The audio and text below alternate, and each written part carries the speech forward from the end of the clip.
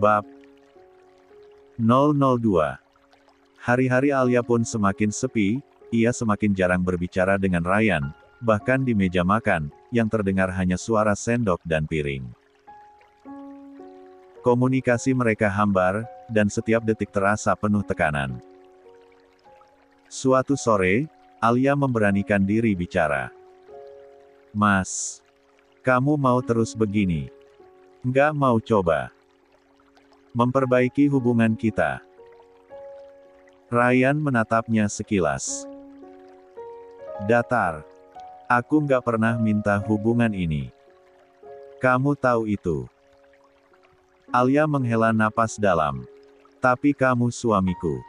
Kita nikah, Mas. Mau sampai kapan kamu bersikap kayak aku ini nggak ada? Sampai kamu sadar kalau pernikahan ini nggak pernah aku inginkan sejak awal," ucap Ryan tanpa ekspresi. Alia menahan air matanya agar tidak jatuh. "Aku nggak pernah minta dijodohin sama kamu juga. Tapi ini udah takdir, Mas Ryan. Kita bisa mencoba. Tapi kamu bahkan nggak mau mencoba." Ryan berdiri, mengambil sajadahnya, dan berjalan menuju kamar. "Udah malam. Mau sholat dulu." Begitulah, semua percakapan mereka selalu berakhir sepihak. Najwa mulai lebih sering datang.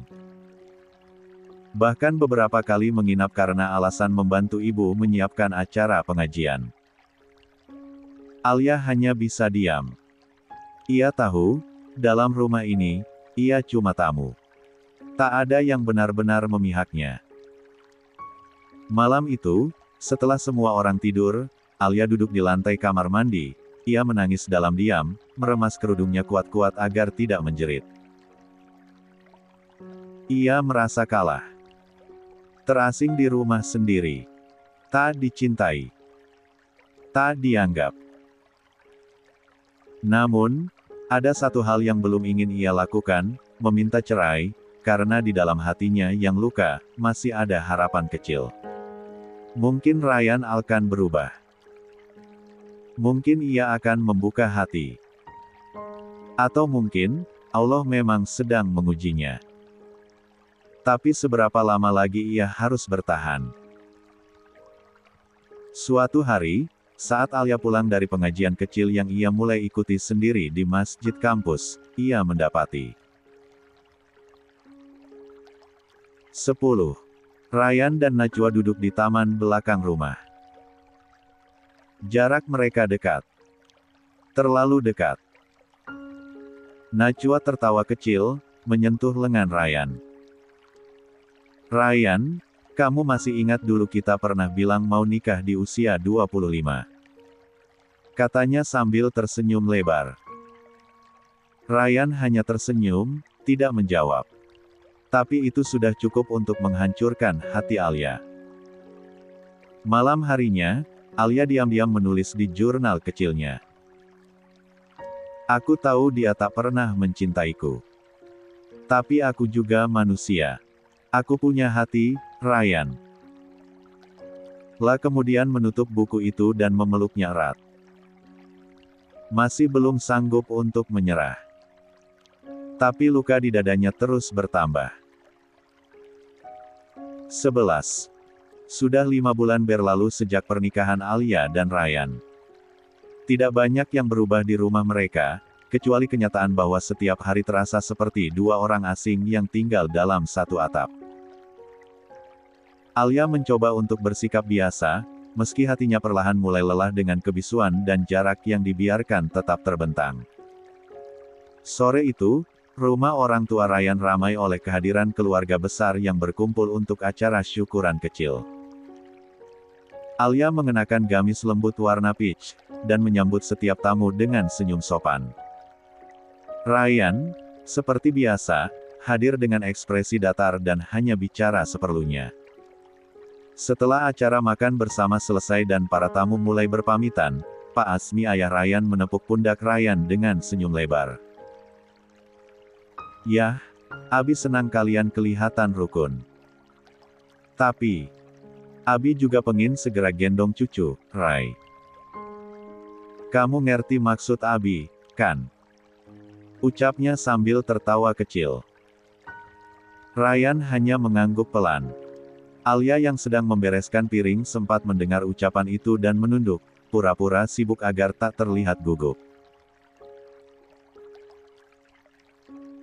Berbeda dengan Pak Asmi, Bu Marwa ibu Ryan hanya mengamati dari jauh tanpa banyak komentar. La lebih sering memperhatikan Alia dalam diam, namun tak pernah menunjukkan tekanan seperti suaminya. Saat perjalanan pulang, suasana mobil kembali hening seperti biasa. Alia mencoba membuka percakapan. Tadi Abi semangat banget ya, pengen cucu. Ryan hanya mengangguk. Iya. Abi memang begitu. Kamu ada kepikiran soal itu nggak? Nggak usah bahas hal-hal yang nggak penting, jawab Ryan tanpa menoleh. Alia menurunduk, menelan kecewa yang rasanya mulai terasa akrab. Malamnya, Alia duduk di kamar sendirian. Pandangannya kosong menatap jendela.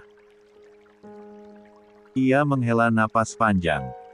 Sudah 5 bulan menikah, tapi Ryan belum pernah menyentuhnya sedikitpun. Tidak ada pelukan, apalagi ciuman atau hubungan suami istri. Ia tahu ini bukan pernikahan biasa. Tapi seberapa lamakah ia bisa bertahan dengan pernikahan yang hanya formalitas di depan keluarga? Beberapa hari kemudian, Pak Asmi kembali menelepon, kali ini langsung kepada Alia. Alia, Abi pengen kamu jaga kesehatan, ya. Makan yang benar. Siapa tahu Allah segera kasih rezeki momongan. Abi doain kalian terus. Iya, Abi. Makasih doanya. Alia hanya bisa menjawab itu, meski dalam hatinya ia merasa semakin sesak. Bu Marwah sempat menelpon beberapa hari setelahnya, hanya menanyakan kabar biasa. Tidak ada tekanan, tidak juga sindiran soal anak.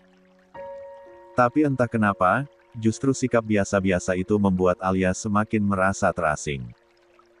Suatu malam, Alia memberanikan diri bicara lagi dengan Ryan. Aku nggak bisa pura-pura terus, Mas. Aku capek. Kita nikah udah 5 bulan, tapi kamu bahkan nggak pernah nyentuh aku.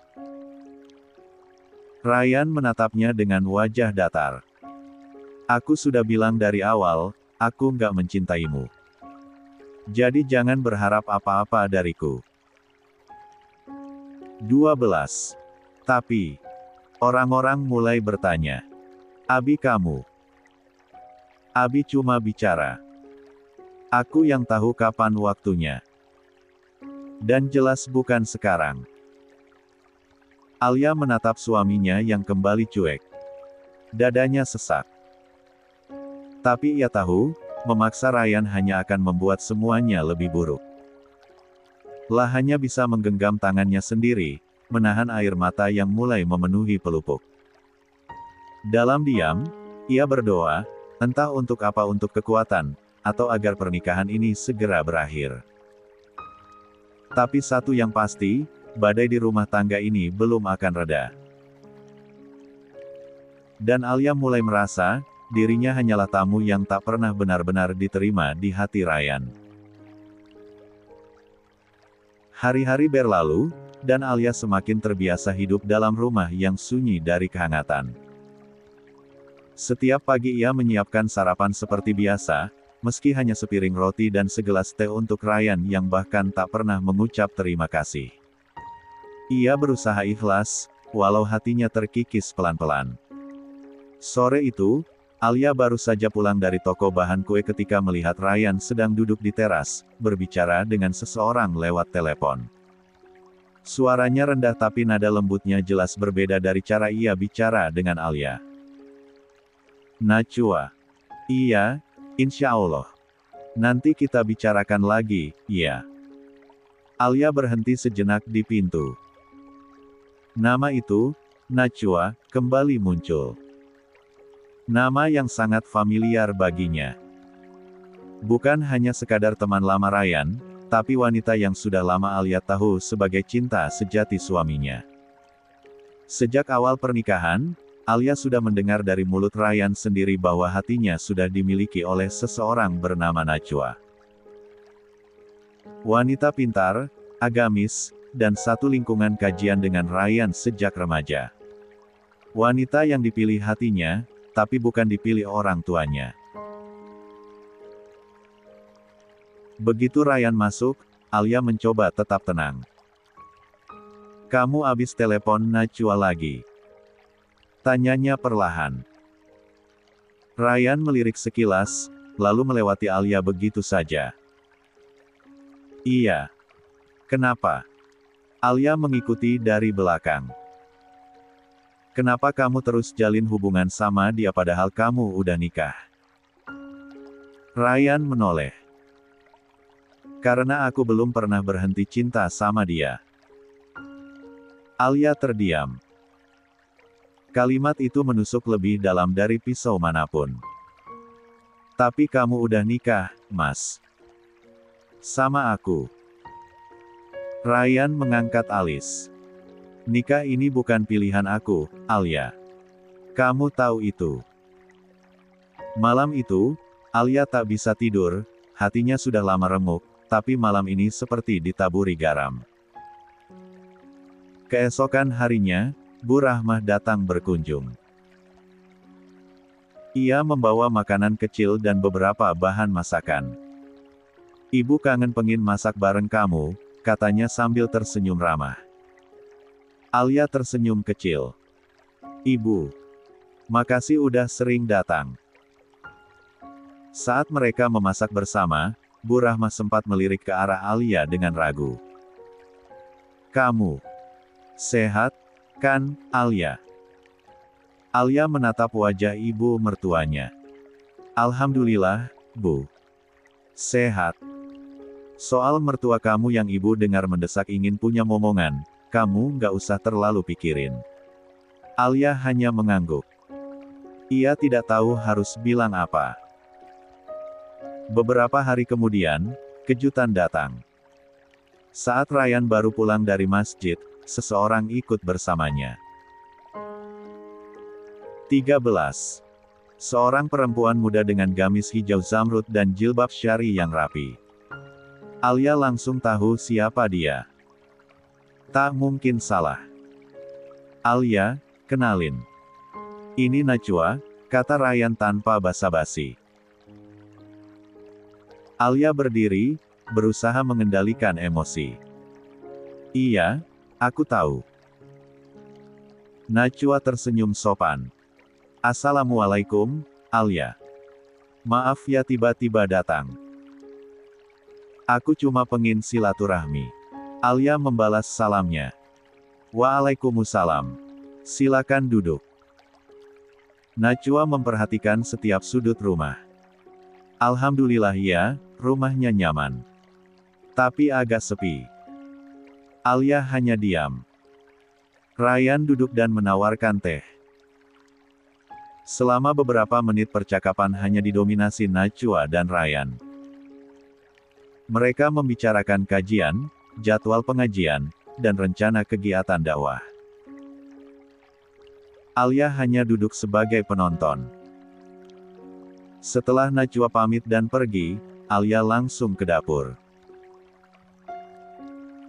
Ia membuka keran air dan membiarkan air mengalir lama, menenangkan pikirannya yang bergemuruh. Ryan menyusulnya. "Kamu kenapa?" Alia menoleh pelan. "Kamu bawa perempuan yang kamu cintai ke rumah pernikahan kita, Ryan. Kamu sadar itu?" Ryan mendengus. "Najwa itu bagian dari hidupku. Aku cuma nggak ingin kehilangan dia. Lalu aku apa?" Suara Alia mulai meninggi. "Cuma istri formalitas di depan orang tua kita." Ryan tak menjawab. Wajahnya tetap dingin, tapi rahangnya mengeras. Itu jawaban paling jujur yang bisa Alia lihat. Malam itu, Alia menulis di jurnalnya. Bukan curhat yang melankolis, tapi satu pertanyaan. Kalau aku tak dicintai, kenapa aku harus tetap bertahan? Dan untuk pertama kalinya, pikiran tentang sebuah akhir mulai muncul perlahan dalam benaknya. Bukan karena menyerah, tapi karena ingin selamatkan diri dari kehancuran. Beberapa hari kemudian, Alia memutuskan hal yang tak pernah ia bayangkan sebelumnya. Ia datang ke kajian yang diisi oleh Najwa. Lokasinya di sebuah masjid besar yang cukup ramai. Ia mengenakan gamis coklat polos dan himar panjang, sesuatu yang dulu tak pernah ia pedulikan. Duduk di barisan tengah, ia memperhatikan bagaimana jamaah perempuan memusatkan perhatian pada satu sosok di depan. Najwa Az-Zahra. Dengan suara lembut dan penjelasan yang runtut, Najwa berbicara tentang pentingnya menjaga hati dan ikhlas dalam pernikahan. Ia menyampaikan ayat demi ayat, hadis demi hadis, dengan sangat fasih dan percaya diri. Alia mendengarkan dalam diam. Ada rasa kagum, tapi juga getir. Pantes aja Mas Ryan jatuh cinta mati-matian. Batinnya. Dia cantik, pintar, agamis, dan sempurna. Namun di balik semua itu, ada sesuatu yang membuat Alia tak nyaman. Setiap kali Najwa menyinggung soal istri yang tak memahami suami, atau wanita yang dipaksakan menikah, pandangannya seperti menyapu barisan jamaah dan sesekali berhenti tepat di arah Alia. Apakah ia tahu aku di sini? Pikir Alia. Atau cuma perasaanku saja? Setelah kajian selesai, Alia hendak bergegas pulang, tapi seseorang menahan lengannya dengan lembut. 14. Alia. Alia menoleh. Dan benar. Najwa berdiri di belakangnya dengan senyum tipis. Masya Allah, nggak ngangka kamu datang ke sini, kata Najwa pelan. Alia memaksakan senyum. Iya. Aku pengen dengar langsung dari kamu. Banyak yang bilang kamu luar biasa. Najwa tertawa kecil. Ah, berlebihan. Aku juga masih belajar. Tapi makasih udah mau datang. Mereka berdua terdiam sejenak. Kamu tahu ya, kalau aku tahu kamu dan Mas Ryan punya masa lalu. Tanya Alia tiba-tiba. Najwa tidak langsung menjawab. Ia hanya menatap Alia lama, lalu berkata lirih, aku nggak pernah berniat menyakiti kamu. Alia menatap balik, dan untuk pertama kalinya, ia melihat sesuatu di balik wajah sempurna Najwa, keinginan untuk menang, untuk tetap menjadi orang yang paling dicintai Ryan. Dan hari itu, Alia sadar. Jika ingin bertahan, ia harus lebih kuat. Bukan hanya dari luka, tapi juga dari ancaman yang terlihat suci. Sudah seminggu berlalu sejak Alia datang ke kajian yang diisi oleh Najwa. Sejak hari itu, hatinya terasa tak tenang. Ia mulai mempertanyakan banyak hal dalam dirinya, dalam rumah tangganya. Ia mulai merasa bahwa dia tak lebih dari sekadar formalitas yang diciptakan untuk memenuhi keinginan orang tua Ryan. Malam itu, setelah sholat Isya, Alia berdiri di depan cermin, menatap dirinya sendiri. Ia menghela napas panjang, lalu membuka pintu kamar. Di ruang tengah, Ryan sedang duduk bersandar di sofa, membaca buku tafsir seperti biasa. Mas. Panggil Alia pelan. Ryan menoleh sekilas, namun ekspresinya datar. Bisa temenin aku sholat sunnah 2 rakaat. Imamin aku, ya. Ucap Alia, berusaha tersenyum meskipun dalam dadanya penuh keraguan. Ryan menatap Alia sejenak, lalu kembali menunduk ke bukunya. Kamu sholat aja sendiri. Nanti aku juga sholat. Alia berdiri kaku. Aku minta temenin, Mas. Aku pengen belajar lebih baik soal sholat. Aku pengen ipimpin suamiku. Apa itu salah? Ryan menghela napas. Alia, jangan dibuat drama. Kalau kamu mau sholat, sholat aja. Gak usah harus ditemenin segala. Ucapan itu membuat dada Alia seperti diremas. Matanya berkaca-kaca. Ia mencoba menahan air matanya, tapi gagal. Kamu tahu gak? Aku tuh iri sama perempuan lain yang bisa sholat bareng suaminya. Yang dipimpin, dibimbing, diajak bareng-bareng. Aku nggak minta banyak, Mas. Aku cuma pengen kamu jadi imamku. Cuma itu. Ryan bangkit dari sofa, menutup bukunya. Suaranya tetap tenang, tapi dingin. Alia, kita ini gak seperti mereka. Jangan samain. Aku gak bisa pura-pura jadi suami baik yang kamu mau. Jadi kamu bahkan gak mau jadi imamku sekalipun. Bahkan dalam sholat. Suara Alia meninggi. Ryan menatap Alia tajam. Jangan paksa aku.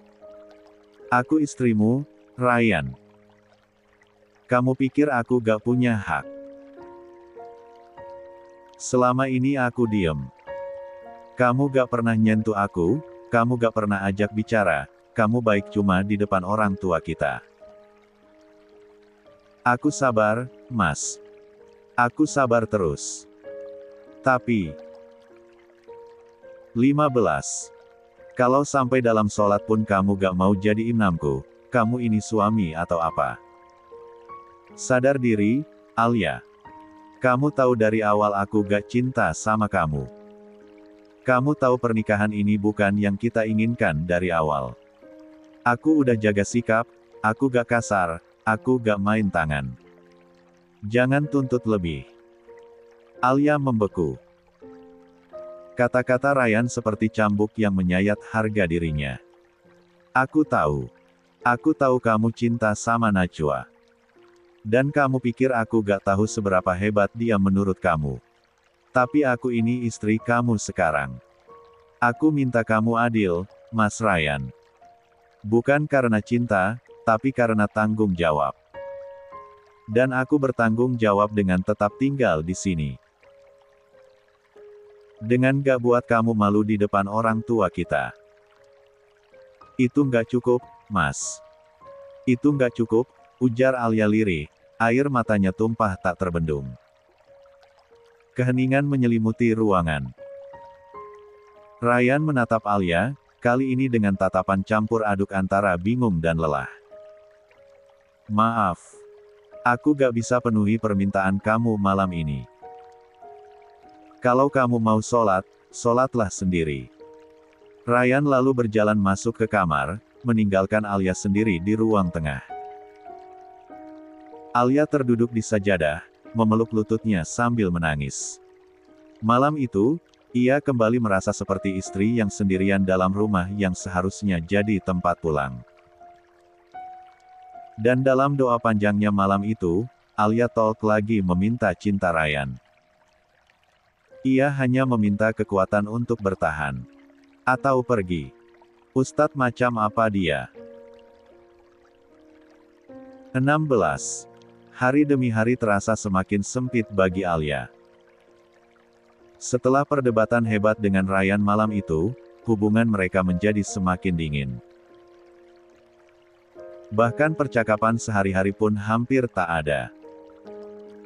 Mereka hanya bertegur sapa seperlunya, itu pun lebih mirip seperti rekan serumah ketimbang sepasang suami istri. Pagi itu, Alia duduk di dapur, menatap kosong cangkir kopinya yang sudah dingin. Di luar, suara deru kendaraan mulai ramai. Ia menghela napas panjang. Hatinya belum benar-benar pulih dari semalam, tapi ia tahu hidup harus tetap berjalan.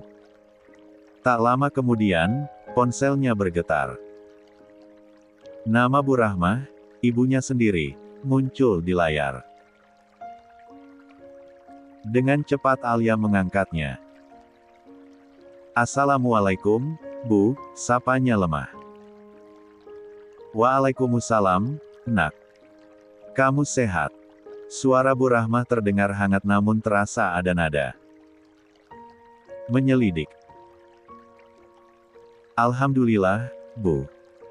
Sehat," jawab Alia, berusaha terdengar wajar. "Ibu mau tanya. Kalian udah cek ke dokter belum?" "Maksud Ibu, soal keturunan. Kamu sama Ryan udah hampir setahun menikah, ya, kan? Ibu takut kamu kenapa-kenapa." Alia menelan ludah. Ini bukan pertama kalinya ibunya menyinggung soal kehamilan, tapi kali ini terdengar lebih serius. "Belum, Bu. Alia masih nunggu waktu yang pas." "Waktu yang pas apanya lagi, Nak? Nanti orang mulai mikir yang macam-macam. Kamu tahu sendiri keluarga kita dikenal baik, apalagi sekarang kamu jadi istrinya Ustadz Ryan. Masa iya belum ada kabar bahagia?" Alia terdiam. Dadanya sesak. "Ibu bukan mau nyudutin kamu, Nak.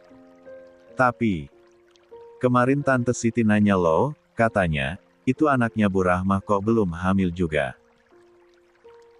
"Ya," ibu jawab seadanya.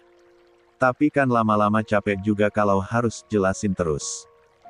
Setelah menutup telepon, Alia hanya bisa duduk terpaku. Sebelum sempat menghela napas, ponselnya kembali berdering. Kali ini dari Pak Asmi lagi, ayah mertuanya. "Assalamualaikum, Alia." Abi ganggu. "Waalaikumsalam, enggak, Abi. Ada apa ya?" "Abi cuma mau nanya. Kalian sehat-sehat aja kan?" "Alhamdulillah, sehat, Abi." "Bagus. Soalnya Abi tadi abis ngobrol sama temen-temen di masjid. Mereka bilang, istri Ustadz Ryan pasti udah isi tuh, biasanya cepet. Tapi Abi diem aja. Abi cuma bilang, doain aja." Alia tersenyum kecut. Sama seperti ibunya, ayah mertuanya juga mulai mempertanyakan hal yang sama. "Insya Allah, Abi. Kalau Allah kasih rezeki." "Iya, tapi kalian juga usaha ya. Abi ini bukan maksud maksa.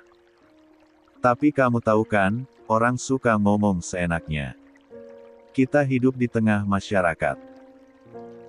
Ustadz Ryan itu jadi sorotan, jadi panutan. Kalau rumah tangga kalian adem dan lengkap, itu jadi contoh baik juga." Alia hanya bisa mengiyakan, meski di dalam hati terasa seperti diremukkan. Ia tahu Ryan belum pernah menyentuhnya sejak malam pertama. Ia tahu betul, impian untuk hamil seperti pasangan lain bukanlah hal yang bisa ia raih sendirian. Dan bukan hanya dari keluarga. Saat menghadiri pengajian ibu-ibu bersama Bu Marwah, ibu mertuanya, Alia. 17. Kembali mendapat pertanyaan menyakitkan. "Alia, gimana kabarnya? Udah hamil belum?" tanya salah satu jamaah, Ibu Nani. Alia tersenyum kaku. "Belum, Bu. Masih nunggu waktunya." "Loh, katanya Ustadz Ryan sehat, kamu juga. Udah setahun kan? Biasanya pasangan muda cepet loh." Alia hanya tersenyum lagi, padahal hatinya nyaris runtuh. Bu Marwah, yang duduk di sampingnya, hanya menimpali ringan, "Iya, mungkin belum rezekinya. Doakan saja." Namun sepulang dari acara itu, Bu Marwah menoleh pada Alia saat mereka duduk di mobil. "Maaf ya, Alia. Umi juga gak enak tadi dengar mereka nanya-nanya begitu, namanya juga hidup di masyarakat, apalagi kamu udah pasti disorot karena istrinya seorang ustaz." Alia mengangguk pelan. Gak apa-apa, Umi. Udah biasa. Kalau kamu mau cek ke dokter, Umi bisa temenin kapan-kapan. Atau kalau ada hal yang kamu bingung, bisa cerita juga ke Umi. Alia nyaris menangis karena tekanan dari segala sisi datang padanya. Tapi ia tetap menahan semuanya, termasuk kenyataan bahwa putra Bu Marwah sendiri yang tak mau menyentuh dirinya. Malam harinya, Alia memberanikan diri masuk ke kamar Ryan. Laki-laki itu masih duduk di depan meja belajar, menulis sesuatu. Mas, kita bisa ngobrol sebentar. Ryan menoleh. Ngobrol soal apa?